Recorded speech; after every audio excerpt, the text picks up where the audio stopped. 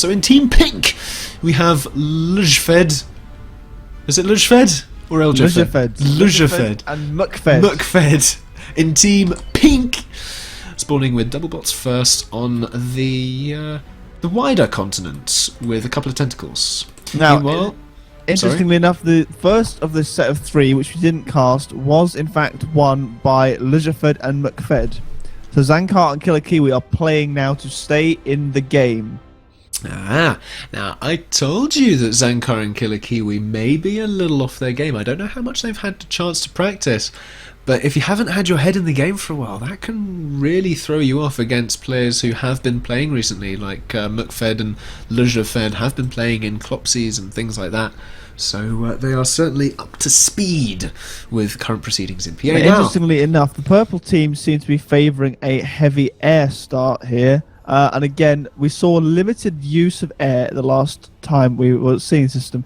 And again, a similar sort of focus early on by the pink team, which I'm surprised at, to be honest with you. I don't see that air on this particular map has any particular advantage over the teleporter approach, which we saw before. I mean, particularly the bold teleporter approach on the choke point can be very risky, but having one on the opposite end of the island still gives you that launching point, and we do indeed see a teleporter going up from the pink team there. Pink team, yeah. We do see the combat fabs, 2 of them in fact, so we might see multiple teleporters going up on the purple island. You will have to wait and see. We already see drifters coming out from the purple team though. I suspect the airplay is going to be powerful because if they don't go for the combat fab teleporter drop, they'll go for the F-Ab factory drop. I was saying about the air focus. I've actually looked again at the queue for purple, and that it's is very heavy vehicles, isn't it? An air focus. That is, I'm going to stick infernos every orifice you present me with. Infernope, as they say. Oh God Almighty, Marshall, you are killing it today, and by it I mean my sense of humour. I'm sorry. Like with a dead horse on a stick. That's how bad it is. Anyway, moving swiftly onwards, let's have a look at what strategies. There's a lot of pings going off there. What is this for? These are pinging the resource patches at the bottom of their island, indicating perhaps let's not let those pink guys get hold of that. Oh, Bumblebee's coming in, taking down a couple of fabricators there. Only one goes down, unfortunately. The Galata was complete, and the Hummingbirds were there to defend. It just shows how being on the ball early game against really aggressive Bumblebees and Bomber Snipes can really pay off. We already see the combat fab now in the Pelican. It'll be on its way any second. There it goes. Where is he heading off to? There are so many movement points here on the lower peninsula here that it's really difficult to see quite just where. I think it's this one. No, it's this one. Yeah, it's this one. There he is. Okay, that's a combat fabricator though. Yes, that's which is of course for the teleporter. Indeed. Not as aggressive as we saw in the previous game.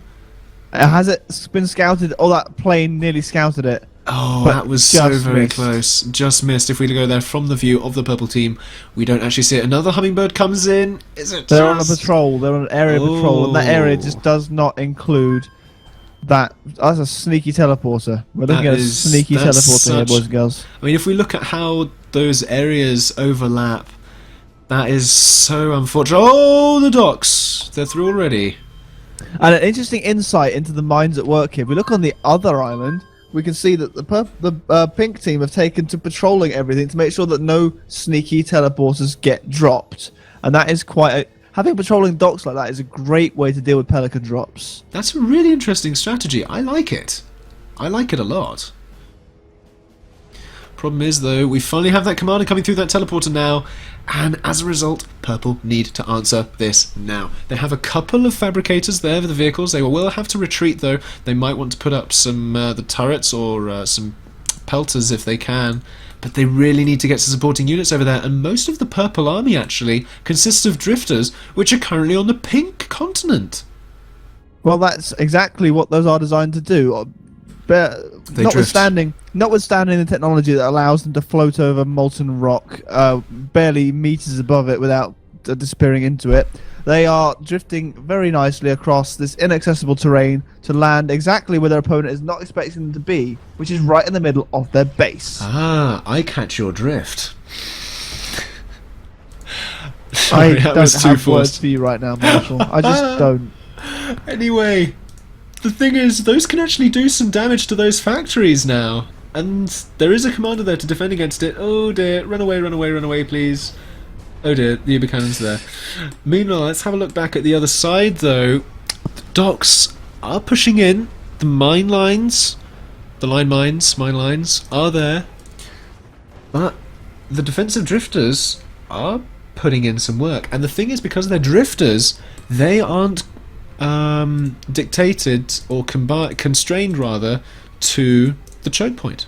They could just cut the corner completely. Like, which is you know what? good use. That's good use of the unique ability that the unit has. The thing is with Pink's base right now, apart from the fact that the teleporter is having some sort of fit right Seizure, now, yes. they actually don't have what I would call any vulnerable points. Factories are fairly tanky. They've got quite a lot of hit points, and tier 1 units, except in mass, do struggle to take them out. So actually lots of their squishy bits, the economy buildings, the squishy bits of the base are actually fairly well hemmed in from the lava. So drifters coming across from that particular lava lake aren't able to do that much damage. And actually, I'm now seeing. My apologies, I've just looked at the wrong island. I was about to say that the purple team have a sizable presence on Purple's island, but that is not in fact the case. This commander is looking a little bit open against drifters from a multitude of different directions. I think he's trying to push forwards, but he's going to meet some drifters. Now here we see an interesting point. What is the one thing that cannot accompany drifters over the lava lake? Skitters, which means that they have got no way of scouting for mines placed along the shoreline, and that is actually a very good defense against exactly what we're seeing here, which is just the drifters roaming respect mines freely. though, because they float? I'd imagine these are some sort of fancy futuristic mines that explode if anything passes over them within about 2 feet. Just a guess. Just a guess. Well, we'll have to see. Bumblebee's coming in now against drifters, because that's another thing that can't accompany drifters. Spinners. And as a result, hummingbirds are going to be necessary. There's a good number of them there from the purple team, but they're not where they need to be. And the bumblebees, they're getting such good shots off against the drifters. The drifters are very vulnerable. Unprotected, unaccompanied drifters are very vulnerable to bombing runs. They are sliding to their death. Meanwhile, you're just ignoring it now, aren't you? I just can't. It's a slippery slope, isn't it? A slippery slope that we're going to end up drifting down if we're not careful. This commander is currently taking some sustained fire from these drifters, but he's got enough of a force there to see them off. He's only taken a little bit of a scratch here or there, a flesh wound, and they're now making a hasty retreat back to the defensive line, where they've got fabricators building a pelter to try and assist them. But I don't think that those fabricators are going to have a very long shelf life. Quite possibly not. But there are the T2 fabricators now in their base. T2 vehicles are up for purple. Do we see T2 from pink? We do not. We saw an attempted one, but it was not completed. Of note here, the economy differences. Again, the purple team have a sizable economy advantage at this moment in time, and that comes, I think, from having this T2 as well. Something also to note, though, purple team are in the spawn that the Northern Walk players, the Never Win team, were in previously, so clearly adapting to your location is still something that players are able to do, and as a result they can, push things through. But this commander again exposed, taking yet more hits, down to more than he needs to, I'd more say. than he needs, yes. Especially with the T2 risk now. Levelers beginning to come out. They're being traded. Little do they know that there's Tier 2 risk? Let's have a look what Pink can see. They have not scouted purple whatsoever. Ever. Well, they have a little bit. They can see 3 vehicle factories. They have no idea as to their air production. That's always a good thing to know, so that you can build 1 extra air factory, so that you know that on the balance of things, you're going to have more air than your opponent. They don't know that the T2 exists. They don't know where the really vulnerable power field is. I mean, a couple of drifters over there, or a couple of locusts, will destroy that. But here's the big number of vehicles, though. Not vehicles, units. I'm With quite vehicles. disappointed with the scouting, actually, so far. Knowing what your opponent has got is absolutely critical to your unit composition, and neither team has been paying much attention to that at all. It's just been a case of, okay, let's just build this and see what happens, which works if you have the advantage, which, again, at the moment, Purple have the economy advantage. They've probably got the ability to build more units and better, harder hitting units than Pink. But if they send up a load of, let's say, levelers against sniper bots, they're going to find very quickly that mistakes were made, and the sniper bots will trade very effectively against levelers. That they will. The thing is, though, you can counter those with a bit of bombers and a bit of shellers. Again, it's a dynamic game. It's a game of counters, and you need to know what you're countering, otherwise you can't build it. Yes. Poor micros and bombers over here, and they've been taken out by a single fighter plane just wandering around after they've apparently finished their job and decided to sit down for a nap. Something of note, the economies are coming back into even portion now. Pink have finally sorted themselves out. They've asserted their presence on this sort of causeway, as you refer to it, and they're getting up that T2 bots. Commander's still on the front lines, though, down to 56%. I have a feeling these levelers are going to turn the tide of this Commander being here. As soon as they see the levelers coming towards them, there's the Hummingbird there. Levelers starting to get hits off on that Commander, down to 30%. Down to 30. He's in a very bad position, and there's too many drifters. Well. There's nothing that Commander can do. He is gone. All that's left now. Leveler's going to buy that shot. That's going to be the end of him. How many units is going to die? Ooh, a few ants there. They've started to mix in some ants as well. But I still think the drifters are going to be good here, but there's a good number of units here. The levelers are going to be able to sort this lot out. There's enough docks there that the levelers are just going to be able to tear through them. Oh, brutal. Brutal. Let's have a look at what's going on the purple planet. Island. Continent. Not a lot of incursion from purple. Now, actually, there's quite a lot of tier 2 mixed in here, I believe, from the purple side, which means that actually, although they have the smaller blob, unfortunately, there's no AA mixed in there whatsoever. Critical mistake there from the purple team. None of their land units have got any AA mixed in there. They need to put those into the mix, otherwise they are going to have some real problems with those bombers. They've sent in some fighters, but it's a little bit too little, too late, and now flying over the AA of the pink team. Flying over the AA, but completely killing off the Air Force of Pink in the process. I think that's in fact, due trade, because I say the AA, Pink haven't got any either. Well, not Neither anymore. Of these it was all air to air. They do have a spinner. They have a single spinner. A single solitary spinner. That's very good of them. They need more. Yes, desperately. They do.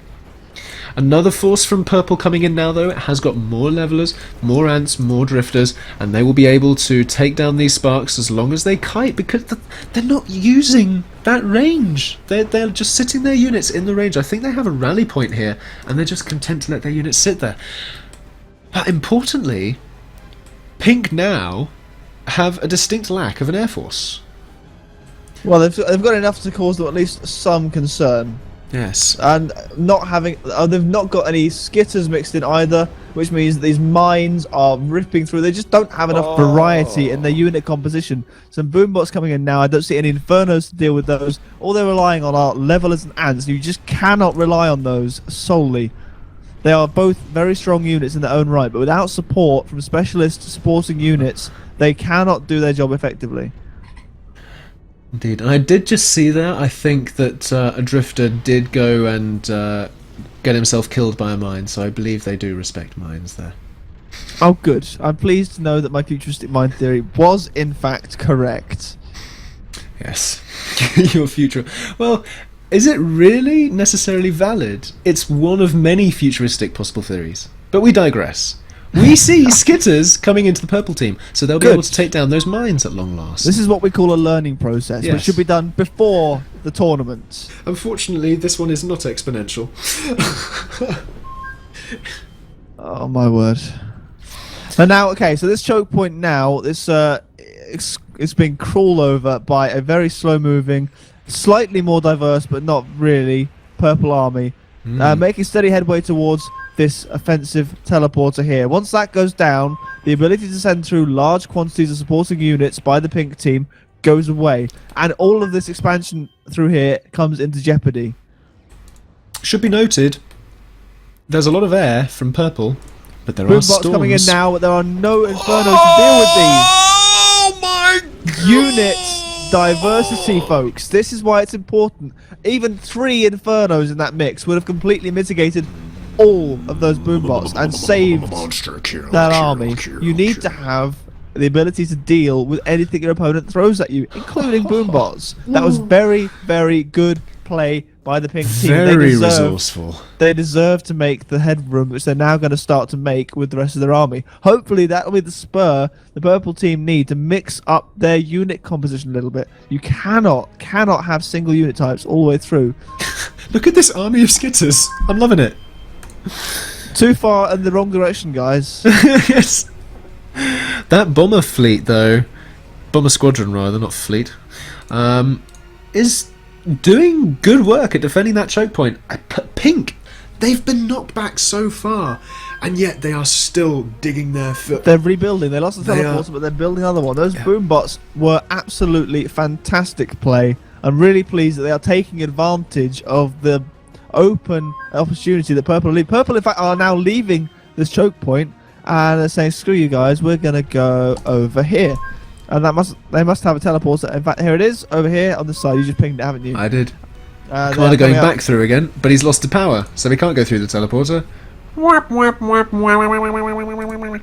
Listen, this game is still anyone's to lose. The pink team have lost a commander, so they have got themselves a little bit more open to sniping than the purple team.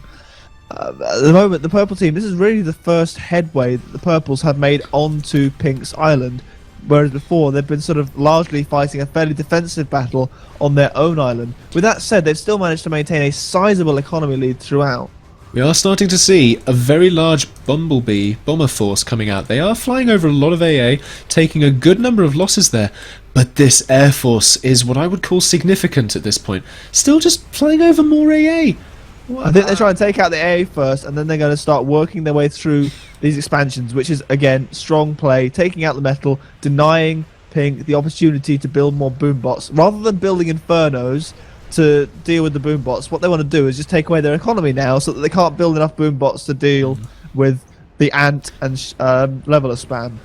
Thing is, the economy's 300, plus they were floating metal a minute ago, and they're trying to build up their T2, so I'm not entirely sure that taking off all of these T1 is going to make that big of a difference. Yes, it's going to be a thorn in the side if they can start to get a foothold on this continent and start to really push in and deal some damage to Pink, but until that time, I think their efforts can be better spent elsewhere, like up here for instance. But the problem is there's a storm defending that army. That storm needs to die before the bombers can come in and support. Now, interestingly enough, although Purple are doing a very good job here of going in and destroying metal extractors, we should note that Purple are currently floating their Pink rather are currently floating their economy. Indeed. Which is silly, and they've not added any infernos to their unit composition. Why have they not done that? There are boombots everywhere now on this continent, huge army of boombots, and there are no infernos in this unit composition. They are just going to be fought back time and time again. It really it's frustrating. It amazes me at times because there's so many opportunities, but of course we can see them. And the players may not necessarily be able to because they only are limited to their vision. So for instance, right now, there's a couple of places where some drifters could really come in and do some damage. At the same time, there's a distinct lack of AA in places where bombers are just going to be able to wreck face, like here. Oh, here it comes. That is disgusting. Hummingbird's trying to come in, but here Look comes at the that lawnmower. It's like a lawnmower. Just the thing is, Purple have had the opportunity before now to really mop up here, and they've just lost it. It's been entirely their own doing. Yeah, I think they've been trying to take down the odd mechs, which is so easily rebuildable. They've missed the opportunities. Although they don't know this, Pink are not even using all of their metal that they've currently got anyway. Now here's the thing. here is the thing. This force, the only thing defending the remaining commander is a bit of flak. If that force can take down that flak, that commander is 2-pass, multi-pass dead, with the number of bombers that are coming out of purple right now. The thing is, this should have been, from the stage that we are in this game, purple should have had an easy time finishing this off, but they've lost it, they've left it. Yeah. And now they are still, although they have got what looks like a fairly strong foothold, they don't have that much base defense, really. And all it would take is one decisive strike. I mean, for example, if Pink were to build a teleporter here, what on earth would Purple do about it? Well, they do have some advanced defences here and here, plus they have all those T2 factories. But the thing is, they would need a substantial force of, locusts, just a large force of locusts swarming through this base would do a fair bit of damage. Sadly, Pink have now switched from boombots over to Sparks. Which now Sparks are still good against vehicles, but they're not so good against T2, and that's the crucial bit here, because T2 makes such a large component of the ground force of purple right now, and Sparks, but boombots were just more efficient traders. Yeah, I think mistakenly Pink thought, oh, they'll catch our number now, they'll realise what we're up to, and they'll change the tactics accordingly. Nope. And now we have the base. The ping commander. The commander's been pinged. There is a storm there. They don't want to go in yet. They also see the flak. Are they going to focus down the flak? Yes, they do focus down the flak. The pink commander is moving towards the army. They see the storm. They run away from the storm. They cannot approach that commander just yet. The storm is moving out, and the storm is going to go down any second now. The storm goes down. The bombers are going to come in now. There's the GG from LK and Muckfed, and down goes the. There we go. Now, I believe that leaves us 1-all on this little matchup. So we are going to have these two teams going into a third deciding round